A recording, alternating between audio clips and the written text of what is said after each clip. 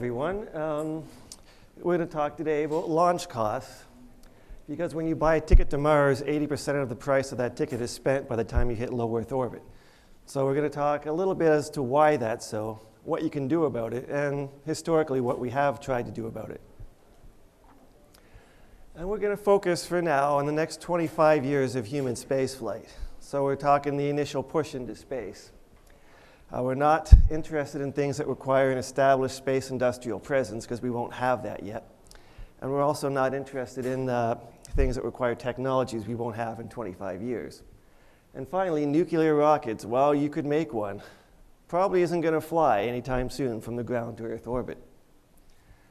And this leaves us with the traditional chemical fueled rocket. You mix an oxidant and a reactant and a fuel together, and the propellant is your reaction mass. And for that kind of a vehicle, your performance is dominated by the rocket equation. And we're not on Mars, it's that equation that's at fault, really. The equation basically says the delta V, change in velocity of your rocket itself, is equal to the exhaust velocity times the natural log of the mass ratio, which is the original mass on the ground filled with fuel, divided by the final mass once you're at the end of your mission segment. Now, the trip to Mars is actually 4 completely separate mission segments, one after the other. You have to launch from the ground on Earth to low Earth orbit. You have to inject yourself from low Earth orbit to a Mars transfer orbit, and that could be either a Hoffman minimum energy transfer, such as for freight, or it could be a free return for a manned or crewed mission. And once you're at Mars, you need to capture into Mars orbit, and then finally descend to Mars surface. And we're going to presume retro rockets for this case. And each of these segments requires delta V, and that's very large in kilometers per second. The big thing we want to notice is that each of those mission segments is payload for the mission segment before. The fuel to get to Mars surface has to be carried as payload to accelerate into Mars orbit, for example. And what this implies is that, assuming a methane-oxygen motor with a 350-second specific impulse, 1 pound on the surface of Mars is 3 pounds in Mars orbit. It's 7 pounds to capture into Mars orbit, 25 pounds in low Earth orbit, and a whopping 403 pounds on the surface of the Earth. So what that basically says is all your propellant, the vast majority of it, is burned just getting to low Earth orbit. And that propellant needs tanks to hold it, structure to support it, and big rockets to move it, and all that costs money. So how do you address that issue? For initial exploration, you can kind of get around it by traveling light, as in Mars Direct plan, where you just take 2 tin cans, put them to Mars, generate the propellant you need on Mars to get back to Earth with the 6 tons of hydrogen. But this becomes a problem, because if you want a permanent presence on Mars, which I presume is what we all want, you're going to have to throw mass to Mars. And that mass requirement is going to increase geometrically with time. And as such, eventually, you're going to have to deal with the cost to low Earth orbit. Now, current launch costs are proprietary on a company basis, except for SpaceX, which advertises to everyone. Legacy systems could be in the order of $10,000 a pound, which is, say, ULA's Atlas V or Delta IV Heavy. Falcon 9, the latest version, is about $2,000 a pound, and they're promising $1,000 a pound to get to with the Falcon 9 Heavy. Now, most economic studies I've been able to find for the economics of any form of industry in space, such as solar panels in orbit, or moon mining, or Martian colonization, all seem to indicate you kind of want $100 a pound to get to economic threshold, which basically means our current prices are 2 or 3 orders of magnitude out from where they need to be, which is not a good thing to have. And in order to deal with this, we're going to have to start dealing with the causes of launch costs. Now, this is a fancy log-log plot. Most economic plots of scale tend to be this way. You've got cost per pound to orbit on the Y versus flight rate on the X. Now, all the data sets on this plot are essentially different economic studies which have been done by various different university groups based on historic launch data. You can see there's roughly 10 to 1 difference between the low and the high at the O'Keefe study there. But, and the overall trend from $10,000 a pound down to $10 a pound, the overall sweep is launch rate. But as you can see, at 10 flights a year where we're at now, it's $10,000 a pound. But to get to $100 a pound, we're kind of looking in the thousands of flights a year, which is an enormous big difference from where we are now. And another thing of note is the low production 747. The students of the Draper et al. Group decided to apply this economic analysis to a 747. And what they found out is if you build only 4 747s, fly each one once a year, house each one in its own hangar, build parts for each one by hand, as it turns out, you can get launch costs or flight costs per pound on a 747 way up there in space shuttle territory if you try hard enough. Now, all of these costs can be broken down to various subgroup costs, which add up together to make that total big cost you see in the last plot. Propellant scales linearly with launch costs because each rocket you send up will require roughly the same amount of propellant. Infrastructure scales linearly with launch rate in that you need X number of launch pads to sustain a certain launch rate. But the more rockets you launch off of that pad, the cheaper it gets. Insurance, maintenance, and production costs, while you have to pay these for each rocket, they too, in turn, also drop with increasing launch rate. And finally, here's the big one: research, design, test, and engineering. This is a one-time expense. It's the biggest expense of your entire program. It happens all up front before you make any money whatsoever sending payloads to orbit. So the relative proportion of these expenses will vary with a function of launch rate only.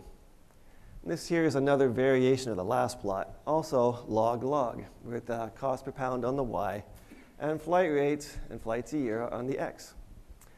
Where we are now at $10 a pound, you can see fuel costs are very insignificant because this is a log-log plot. And they pretty much stay the same as you go to higher launch rate. Now, the blue line at top, that's research, design, test, and engineering, which is your biggest cost. And the other costs scale roughly equally. But as you can see, as you go towards higher launch rate, fuel becomes more and more of your total launch costs until you reach airline flight rates, where fuel is virtually all of your launch costs. So our goal is to go from about $10 a pound up to 10 flights a year, up to about 3,000 flights a year in this flight, on this plot, which is, again, an enormous increase from where we're at now. And here's a snapshot taken at 10 flights a year and 3,000 flights a year, just to show you the enormous difference in the economics of these two regimes. At 10 flights a year, your propellant is totally insignificant, 0.8% of your total costs. Whereas research, design, test, and engineering are whoppingly 50% of your launch cost. Whereas at the very high flight rates, down at $100 a pound, fuel is now 1/3 of your launch costs almost, and research, design, test, and engineering has dropped to 1/3. And the other cost factors have dropped by roughly 5% each. But as you see, noticing the cost per pound for each of these constituents at 10 flights and 3,000 flights, there's clearly an enormous reduction just by scaling up the number of launches you can do in a year. Now, other things to consider. A well-known quality metric is that 80% of your cost is designed in. In order to get high launch rate, you need to be able to turn a rocket around quickly from landing to relaunch. And in order to do that, you have to design it from the get-go to be turned around quickly with a visual inspection and maybe a computer checkout, rather than tearing the whole thing down and rebuilding it after every flight. Production costs will go down as you increase production. The more you make, the cheaper it gets. Each doubling of production, typically the next batch will be 90 to 95% of what the previous batch cost. And development costs per unit mass of payload will drop rapidly as the payload size is increased. In other words, make it big. And this here is a sample out of a master's thesis I found. Development costs in dollars per pound for payload versus payload size in pounds. And this plot will continue down as you go to larger sizes. Essentially, you've got an expendable, a partially reusable, and a fully reusable payload rocket system. The bigger you make it, the cheaper its development cost per pound. because the costs go up with the square of the size, but the weight goes up with the cube of the size. So it's just geometry. So to sum up in economics, design the thing to be reused quickly with a quick turnaround between flights. Build it big, build lots of it, and fly each rocket many times. Essentially, the problem of launch costs comes down to a problem of economics of scale. You need to use economics of scale in all of these three areas to get launch rates up and launch costs under control. Now, in the real world of the launch market, there are two subcategories. I call them old space and new space. Old space would be consisting of government enterprises. The space shuttle would have been old space, space launch is old space, and the legacy systems at ULA that were developed on a cost-plus basis. And now you've got these new and upcoming new starters, new space, which are companies such as SpaceX and Blue Origin, who are basically private companies looking for market share and minimizing launch costs only. Take a quick look at how these two different worlds unfolded in the reality that we live in. The space shuttle was designed on the principle of these economics of scale. The designers understood what the concept was. Initially, 50 flights a year were planned at costs of $635 a pound per flight. As we all know, these goals weren't exactly met. At best, we were flying 6 flights a year, and more at like $10,000 a pound for payload. So what happened? The original intent of the system was a 2-stage system, all metal, all winged, designed to be such that the whole frame was made out of the high-temperature alloy, such that the heat shield and the frame were the same thing. You would have used metal tiles and ablative coatings were necessary to make to deal with the heat of re-entry. And this was based on prior successful X-15 testing. They knew they could do it because the X-15 demonstrated the technologies. And finally, all liquid rocket motors, which is important for high turnaround because solid rocket motors aren't exactly easy to reuse. So roll it out, tilt it vertical, and go. And here's where the problem started in the program. There are fundamentally 3 different classes of customers. And because in the 70s, when this was being designed, all 3 were forced onto the same vehicle. Now you had the Air Force, it's wanted a 1,250 cross-directional capability, 1,250 miles. Which basically meant they wanted to be able to land at a friendly air base within one orbit at any time. So that's 1,250 miles to either side of your orbital path. And that required wings, large wings. Now, commercial customers wanted access to geosynchronous orbit, and they wanted to get there cheaply. The problem is those large wings were heavy, they were expensive, they were draggy, and they really don't do anything for you until you're already flying into the launch, the runway at the end. And as such, not good for commercial customers. And finally, NASA wanted the crew cabin, good for crewed missions, expensive for freight. And finally, there's a historical tendency at NASA to go after technology versus practicality. The space shuttle main engines were extremely high-performance engines, I think unbeaten even to this day. They were liquid-fueled, hydrogen-oxygen, 450 seconds of impulse, but very high chamber pressures and temperatures, which meant they had to be torn down and rebuilt after every flight, which is almost as expensive as building new engines. And the result was many different design concepts as these different groups vied for getting what they wanted out of the launch platform, which increased development time and development cost.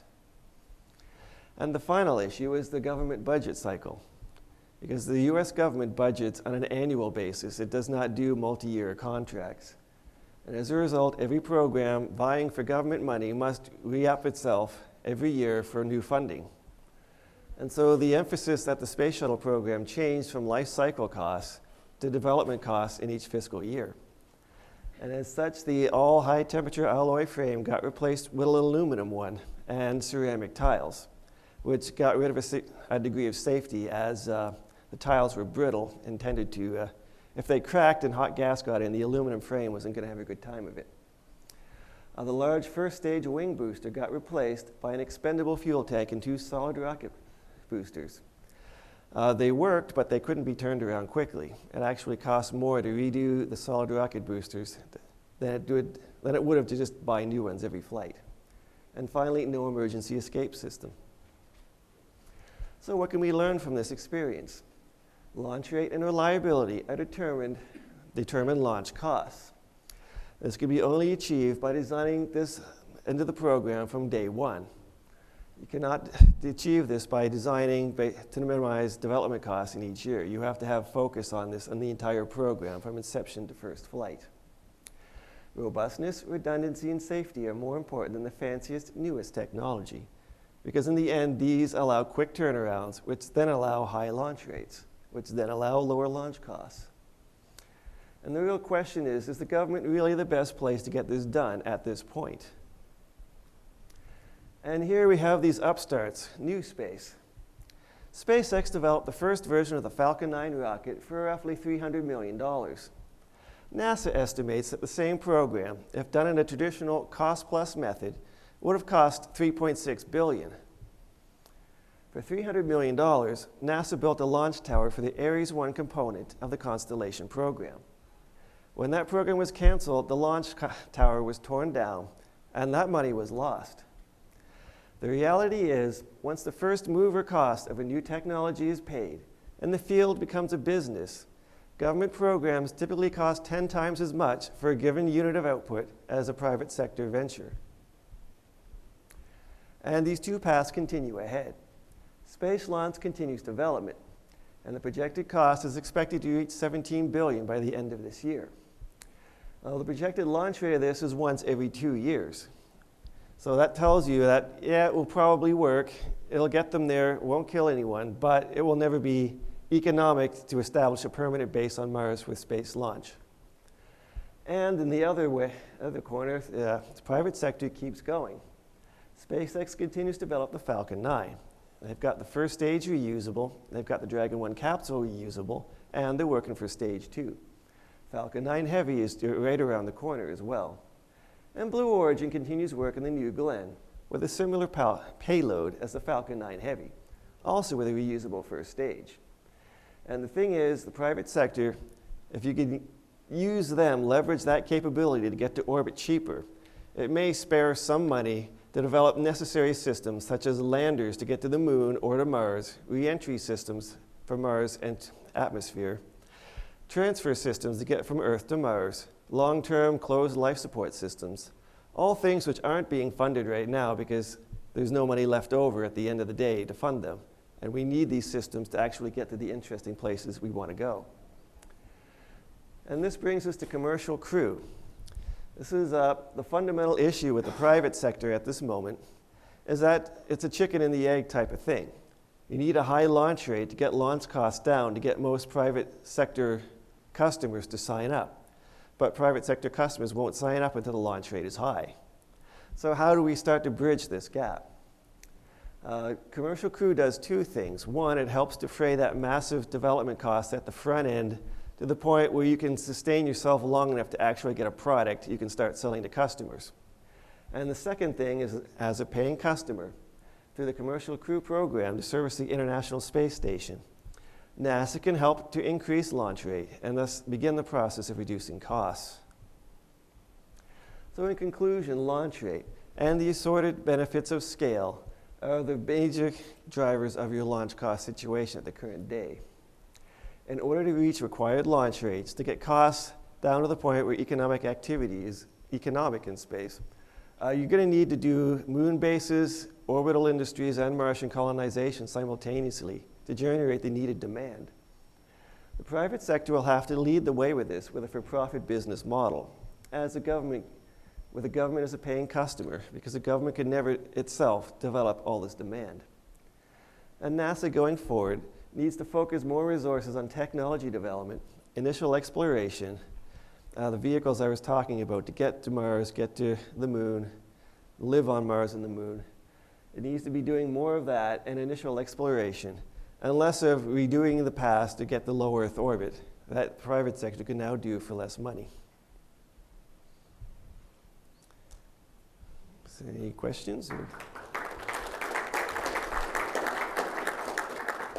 Yes? That was an excellent presentation.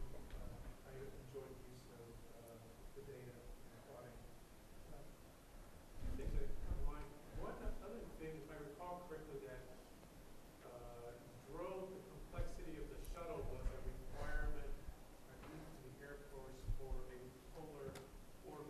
Yeah, that's where the 1,250 miles came from. Because they wanted to be able to launch a spy satellite, and they wanted to be able to land at a base in the US again after one orbit. Right. If things went wrong. And I agree with you. Another point is, I think NASA and agencies like NASA have a very important role in the government to play in funding and conducting basic research that may or may not have a commercial activity. Yeah, that's the thing, the weakness with the private sector is if they can't make money off it now, it doesn't get funded. And so the government has a role to play in developing a technology system that can later be used to actually create useful products, but right now isn't useful. Any other questions?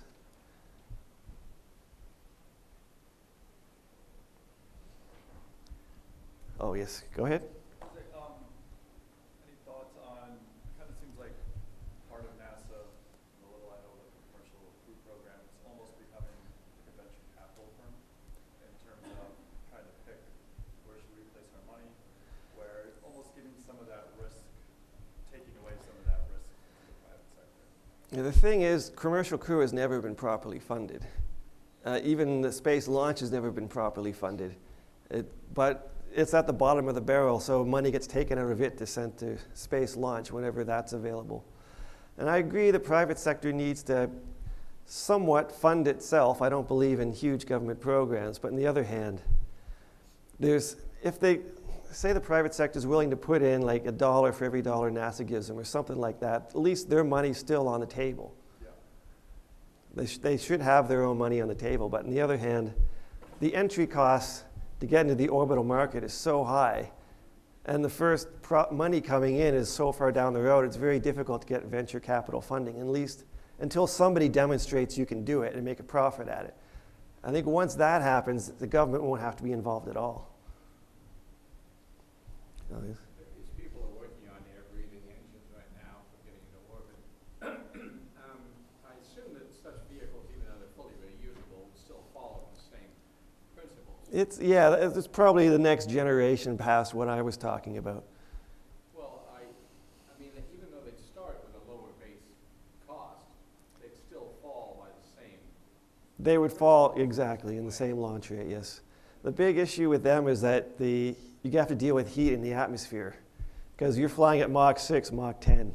Oh, there's all sorts of problems with doing it, but I'm saying, assuming somebody succeeds in building one of these. Yeah, there are people working on it. Yeah, I know. Yes. I think you try to separate out private from government is not really accurate because if SpaceX didn't have $1.5 billion contract coming from the U.S. government, I don't think they would be in business. There's a certain the thing is they're not totally setting their specification. There's a cultural difference. It's more of a cultural thing that old space is basically government comes down with a contract, here are the terms, you make the product, we pay you what your cost plus 10%. And these companies are not necessarily guaranteed to recoup what money they put in, even though the government put their money in too. I realize there's still government money involved in it, but the question to ask is that money as well spent with SpaceX as it is with space launch? What is your return on your tax dollar for each program? I guess I'm asking you to speculate, but as the cost comes down, let's say it did, what new customers would orbital systems have? Right? Because right now it's only the big space nations putting satellites up. When it came down to $100, I said my catch up in space. You could do things like large solar power plants in orbit, beaming energy down to Earth. That would probably end our energy problems. You could do things like space habitats, where anyone could go up and do experiments in microgravity if they wanted to. You could mine the moon. You could make a new life for yourself on Mars. All that becomes affordable, whereas now it's simply too expensive. So there's a whole wide range in various low Earth orbit, moon, Mars, yes? Can you be a little clearer about how you propose to get the launch rate up? Because as you said, this is a catch-22. We need high launch rates to bring cost down. We need high cost. One of the biggest drivers is reusable vehicles. Because expendable vehicles, you have to build a new one for every flight. And we're making that transition now with the private sector. Well, let's assume that the Falcon Heavy is successful and it brings cost down to $1,000. Is that going to increase the cost rate, the launch rate enough to bring the cost down even further? Well, the thing is, the lower the costs go down, the more customers will materialize. Enough? Again, I haven't done the analysis on how much demand there is for launch right now. I mean, do we have a big backlog or what? well, it depends, because right now we're all budgeting at $10,000 a pound. We haven't shifted our expectations to anything better than that. So, I mean, it's yet to be seen whether this is actually going to translate. But on the other hand, I do know 50 years of doing what we've been doing hasn't worked. So maybe it's time to try something else. Yeah, yes, in the back. So, obviously good logic here that it's not cost effective the way we're doing it. How do we make that transition? How do we actually take the next step to go from, the Falcon only getting 15 launches, 15, even 3,000, to the government saying, oh, we'll do it if you don't have a 15 or something a year. We only shoot at 30. You're not at 3,000 yet. How do you break down the sort of bureaucracy hierarchy, my fiefdom? The problem is the bureaucracy and the hierarchy. I mean, you need to get private sector doing things for private sector interests.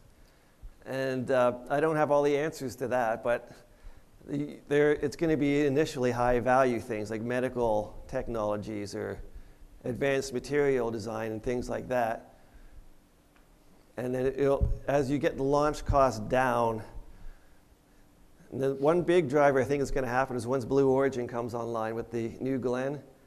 One thing is SpaceX is not charging the lowest prices it can because it's charging more to save up money. Because once Blue Origin comes on the market and they're competing with each other, I think you're going to see another march down in prices. And I think it's basically where we're at now is where we were at the airlines back at the turn of the 20th century, where flight was too expensive. And somehow, government did play a role with the mail service. They paid planes to fly mail across the country and things like that. So I think government does play a role to help get launch rates up. And to the point where private sector will start getting more interested. And hopefully that's where it takes off.